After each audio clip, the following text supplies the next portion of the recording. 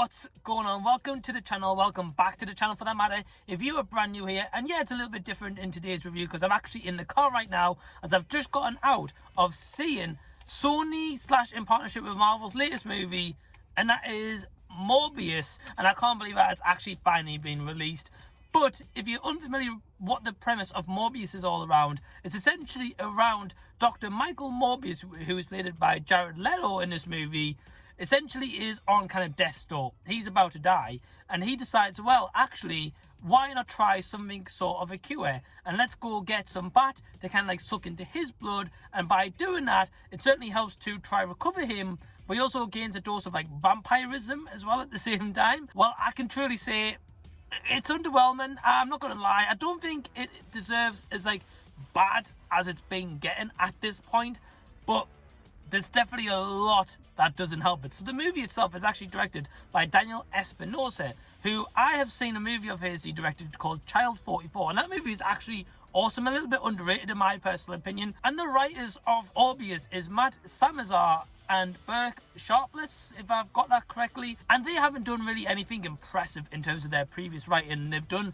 like a Dracula story, they've done Gods of Egypt. So they kind of have that kind of background, I guess, going into this. And I guess that was maybe why they were picked in terms of writing. And yeah, sorry, the sun's just literally came out as it's been snowing here in the UK. So yeah, the movie stars Jared Leto, Matt Smith. We've also got Tyrese Gibson in here. So let's just dive into any positives that I have for Morbius. What I will say is that I kind of like the origin story of Morbius and Dr. Michael Morbius' journey from being on kind of like death's door till actually kind of getting sort of healed. Like, I like that perspective. And Jared Leto definitely helps carry this movie and the kind of weak script it was given.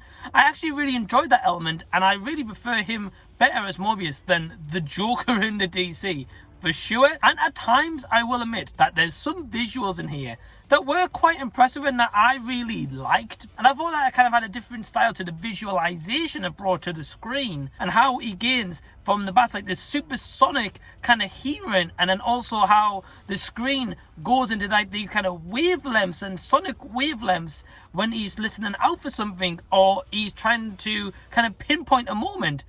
That was done quite cleverly. I liked those effects, and I think that it had some kind of different edge to it than we haven't seen before. I definitely felt like this was Marvel's version of Batman for sure, especially with Bats and Morbius. And I also think Matt Smith as Milo was really honing in on this cheesy aspect of the character that he was playing called Milo. I actually really enjoyed that, and I think he was kind of hamming it up for how much he could.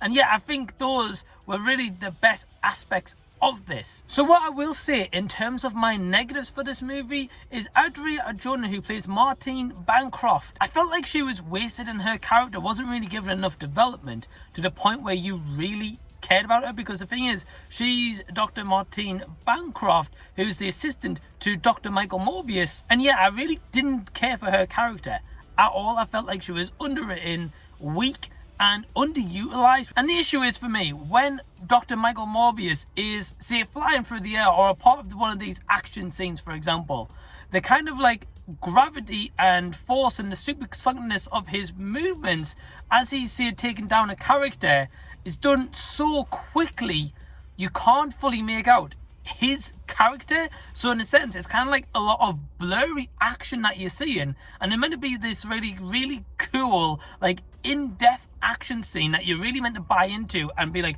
wow, that looks amazing. But instead you're kind of like, well, I can't make out the full scene, therefore I kind of don't care about the action. And I felt like the villain's motive was very weak. I felt like the weight of this movie, for example, I think this was announced in around 2019 time. I might be wrong, and then I know it got delayed due to obviously COVID, and now they're bringing it out now. It was announced, it was part of a package. I heard they also did reshoots. Once I've checked out this movie and seen the reshoots, from what it looks like they may be reshot anyway, I'm just thinking generally was not worth a reshoot whatsoever. And there's two post-credit scenes. There's one kind of first after the cards, and then there's one sort of in the middle, but not one right at the end of the credits, so you don't have to stick around right until the end.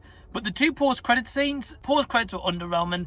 The movie was as well. Yeah, this wasn't a great time. So my overall score for Morbius is So have you seen the movie yourself, or are you going to check it out? Leave any and all comments down below. If you've enjoyed this movie review, please give it a big thumbs up, and also subscribe to the channel if you already haven't. And until the next time that I see you, I'll be seeing you later.